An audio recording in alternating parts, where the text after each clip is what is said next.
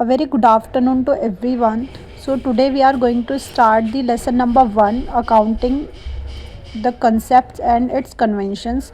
तो उसके यूजेस बताएंगे और उसके सारे के सारे फीचर्स जो भी हैं इस चैप्टर में बताऊंगी मैं अकाउंटिंग्स के।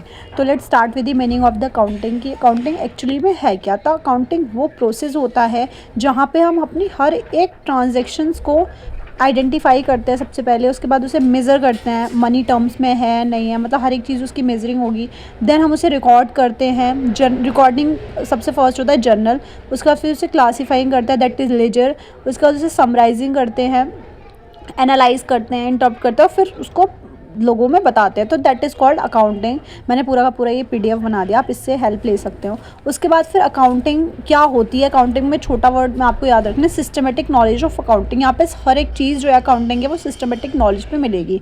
नेक्स्ट अब आता है इसका ऑब्जेक्टिव क्या है, ये क्यों होती है, एक्चुअली में अकाउंटिंग होती क्यों है। तो यहाँ पे जितने भी ट्रांजेक्शन है फिनेंशियल ट्रांजेक्शन उसे हम रिकॉर्ड्स करते हैं जो फिनेंशियल जो कंपनी से रिलेटेड होते हैं।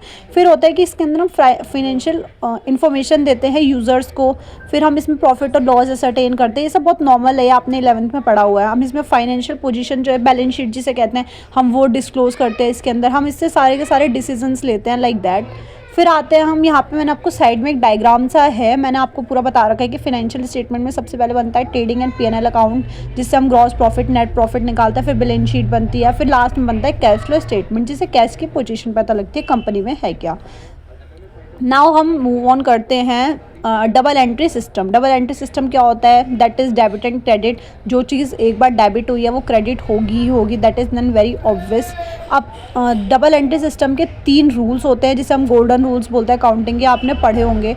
तो इसमें आते हैं हम पर्सनल अकाउंट क्या होते हैं, debit the receiver credit the giver, ये आपने पढ़ रखा होगा। उसके बाद फिर हम आते हैं रियल अकाउंट पे जहाँ पे सारे के सारे पैसे अगर आएंगे तो डेबिट होगा और क्रेडिट होगा अगर ये पैसे जा रहे हैं। तो उसके बाद अगर नॉमिनल अकाउंट को देखें तो जितने भी हमारे एक्सपेंसेस है लॉस है उसे हम डेबिट करेंगे और इनकम और गेंस को हम क्रेडिट करेंगे।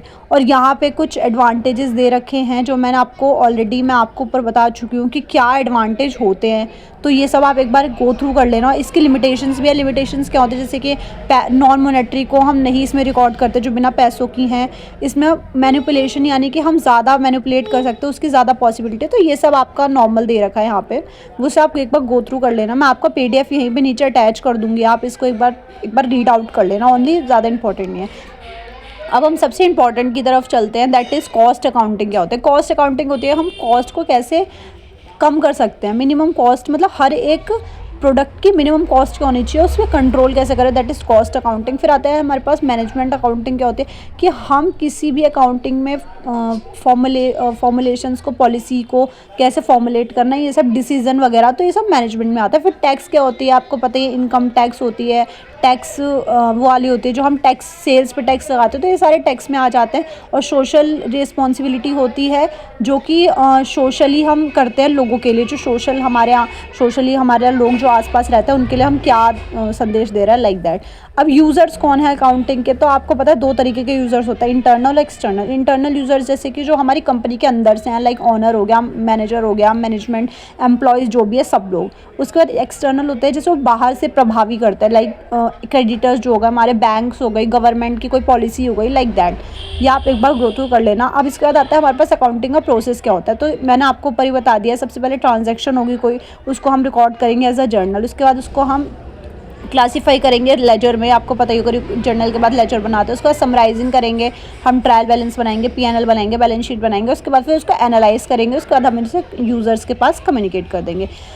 ये जो नेक्स्ट आपके पास डिफरेंस आ रहा है ये बहुत इंपॉर्टेंट है, ये आपने 11th में पक्का पढ़ा, और ये जो है आप एक बार इसे सिर्फ पढ़ लेना, ये आपके लिए बुक कीपिंग क्या होती है और अकाउंटिंग में डिफरेंस क्या है। अब हम मेन टॉपिक, जो हमारा सबसे मेन टॉपिक बोला जाता है जो एग्जाम में आना ही आना है, उसके पास चलता है, that is accounting assumptions. Accounting के कुछ अजम्पशन है जो सेट करे गए हैं, रूल्स हैं कुछ जो कि करे गए हैं गवर्नमेंट के द्वारा कि आपको इन रूल्स पे चलना है। कुछ स्टैंडर्ड्स वगैरह बनाए गए, वो अगले चैप्टर में पढ़ाया जाएगा। अब सबसे इसमें आपके टोटल हैं कुछ आई गेस 14 है। तो सबसे पहला गोइंग कंसर्न कॉन्सेप्ट, मतलब कि कोई भी अगर बिजनेस स्टार्ट करते हैं तो हम उसे कंटिन्यू फॉर एवर के लिए हम उसको चलाएंगे, हमें ये मान के चलना है, कोई भी वाइंड अप यानी कि बंद होने की कोई भी कंडीशन हमें ऐसे नहीं रखनी है स्टार्टिंग में। तो गोइंग कंसर्न कॉन्सेप्ट हो गया। कंसिस्टेंसी मतलब होता है कि हमें चलते जाना है, उसको स्मूथ फ्लो में चलना है, फॉलो करना है। अगर ये नहीं है कि हमने एक दिन कोई चीज़ करी अगले दिन हम उसको अपने बिजनेस में ला ही नहीं रहे, तो ये कोई कंसिस्टेंसी नहीं है। नेक्स्ट हमारे पास अक्रूवल कंसेप्ट है। अक्रूवल कंसेप्ट वो होता है जहाँ पे हम एक्चुअली में जो रिकॉर्डिंग होती है सारी की सारी, हमें पेमेंट्स वगैरह हर एक चीज़ हमें रिकॉर्ड करनी है, एक्रूवल बेसिस पे होनी चाहिए, मनी के बेसिस पे सब कुछ होना चाहिए, पर वो रियलिटी में रिकॉर्ड होनी चाहिए।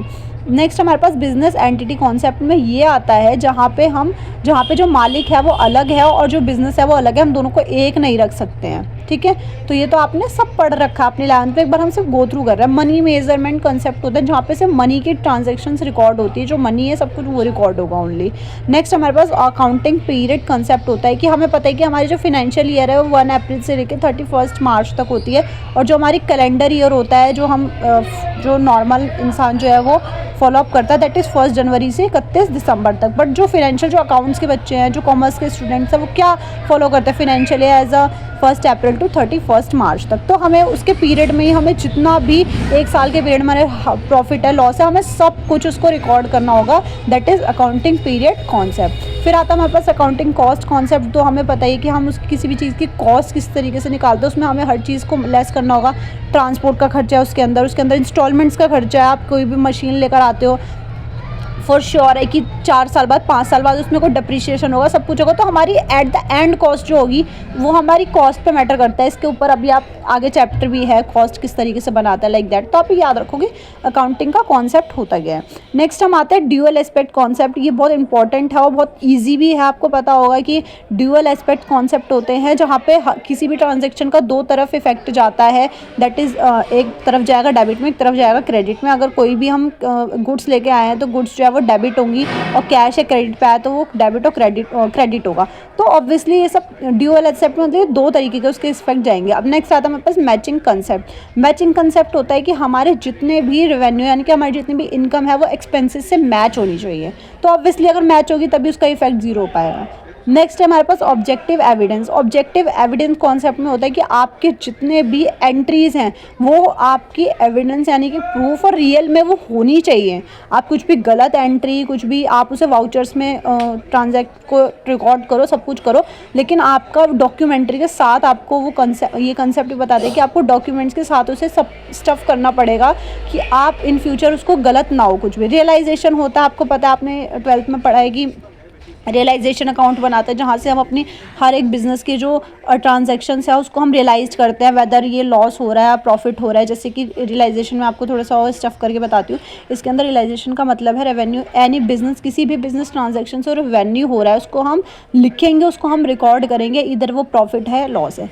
नेक्स्ट हमारा लास्ट टॉपिक है अकाउंटिंग कन्वेंशंस। अकाउंटिंग कन्वेंशंस यानी कि इसके यूजेस। अकाउंटिंग कन्वेंशंस का मतलब होता है यूज़। तो क्या किस तरीके के इसके ये हमारे पास 5 हैं, बहुत इंपॉर्टेंट है, ये आ जाता है शॉर्ट नोट में। कंसिस्टेंसी, आपको पता है कि चलते जाना है। कंसिस्टेंसी कन्वेंशन मतलब एक्सप्लेन्ड प्रीवियसली मैं आपको ऊपर ही बता चुकी हूँ कि गो थ्रू ऊपर ही आप एक बार इससे सबसे पहला ही है जो मैंने आपको बता दिया ऑलरेडी। तो ये हम लोग यहाँ पे आपको मैंने लिख रखा है एक्सप्लेन प्रीवियसली, यानी कि ऊपर ही मैंने आपको बता दिया कि हमें गो थ्रू, अगर हम कोई बिजनेस स्टार्ट करें हमें गो थ्रू करना है कि हाँ हम इसको एंड तक चलाएंगे, हम इसको बंद होने की कोई सुविधा वहाँ पे नहीं होनी चाहिए। नेक्स्ट हमारे पास कन्वर्टिज्म। कन्वर्टिज्म यानी कि prudence, understanding, policy of playing safe. मतलब कन्वर्टिज्म मतलब कि आप पहले से ही उस चीज़ को करके, मतलब आप हर एक चीज़ को रिकॉर्ड करके चलो। Expenses should be record even if they are uncertain income. अगर इनकम अनसर्टेन भी है इधर वो रिकॉर्ड तो होनी ही चाहिए। आप लोग अंडरस्टैंडिंग, प्रूडेंस मतलब होता है proof, a kind of proof, तो आप उसको प्रूफली लेकर चलो, कन्वर्टिज्म होता है। फिर आता है हमारे पास मेटेलिटी कॉन्सेप्ट, जिस कन्वेंशन जिससे हम मटेरियल मतलब कुछ भी मटेरियल तो होना चाहिए किसी भी चीज़ का, वही हम यहाँ पे रिकॉर्ड करते हैं, ठीक है। कन्वेंशन ऑफ फुल डिस्क्लोजर का मतलब होता है कि जहाँ पे ऑनेस्टली प्रिपेयर हो कुछ भी चीज़। फुल डिस्क्लोजर मतलब हर एक चीज़ हमें दिखानी है, हमें शो करनी है, हम कुछ भी अंदर से छुपा कर, फुल डिस्क्लोजर मतलब डिस्क्लोज करनी है हर चीज़। जो भी आपकी कंपनी में हो रहा है, आपके बिजनेस में हो रहा है, तो आप उसको लोगों के सामने दिखाओ, कुछ भी पीछे से आप गलत काम ये सब नहीं कर सकते हो। लास्ट आपका आता है सब्सटेंस ओवर फॉर्म, यानी कि सब्सटेंस मतलब फैक्ट के ऊपर हमें काम करना है। हमें कुछ भी गलत चीज़ या फिर हमें कुछ भी काला बाजारी ये सब नहीं करना है। It require that cash transaction should be checked on it's fact, मतलब उसके फैक्ट पे होनी चाहिए, कुछ भी गलत नहीं होना चाहिए। This is the chapter thank you everyone.